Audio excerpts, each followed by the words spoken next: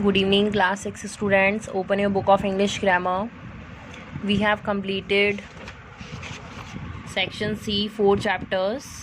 So now we will start section A, reading skills. So take out chapter number 1 of section A, page number 8. Section A, reading skills. Read the following passages. First one is about Buddhism. We will read the passage about the religion Buddhism. Buddhism has survived in India only as a comparatively small sect, means in a small groups comparatively they were living. But in the East today it has over 150 million adherents. But now all about its 150 million were supporters of the Buddhism religion. It is the chief religion of Sri Lanka, Myanmar and Malaysia. And it is the main religion of the people that are living in Sri Lanka, Myanmar and Malaysia, and it counts for many devotees in China and Japan, and many worshippers of this religion were also found in China and Japan. Ashoka made this possible. This religion spread all over the world because of King Ashoka.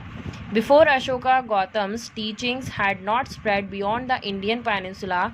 Before this, the teachings of Buddhism and the Ashoka Gautams had not spread further the India peninsula, means in the area of land, or indeed far beyond the valley of the Ganges, really in the valley of Ganges. Henceforth, though Buddhism went in the land of its birth, and then slowly the Buddhist religion started to wane, means decline. Its message was spread throughout the eastern world, and the message of Buddhism religion was spread throughout the world by missionaries, means or the devotees or the supporters of the Buddhism religion, who could tell not only of its spiritual value, they only not talk about the religious beliefs but of the success which Ashoka achieved. But only they were not only talking about the spiritual values, they were also talking about the success that the king Ashoka achieved, means or received, by the application of Buddhism. He was applied the application of Buddhism in practical life, everyday affairs, and the ruling of an empire. In everything he will use the Buddhism teachings. The precepts, commands and edicts, means the rules, commands and the edicts, the official orders that Ashoka had prescribed on rocks, that he have specified an authority on the rocks, were vital, means that is very important to establishing Buddhism as one of the world's chief faith. And because of this, it was established Buddhism as the word chief faith, means belief.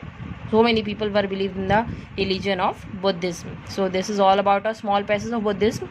Now according to this, we will see choose the correct options. You will do this only in your book with the help of pencil.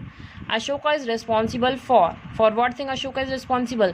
The wane of Buddhism in India? No, he was not the reason to decline. Establishing Buddhism as a world religion, large scale conversion to Buddhism, imposing Buddhism on his people by force.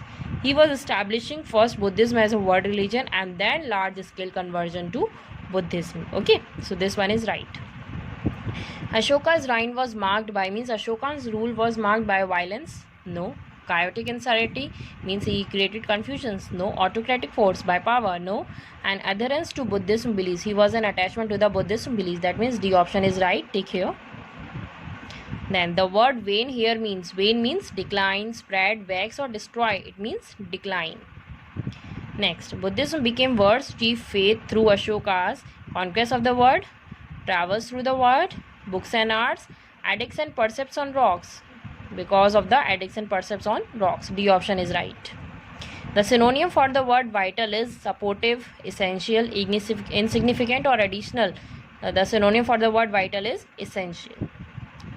Take this options, okay, and do it and read this passage again. And after completing this, try to read and find the difficult meanings of passage 2, that is UP hill or uphill. Thank you.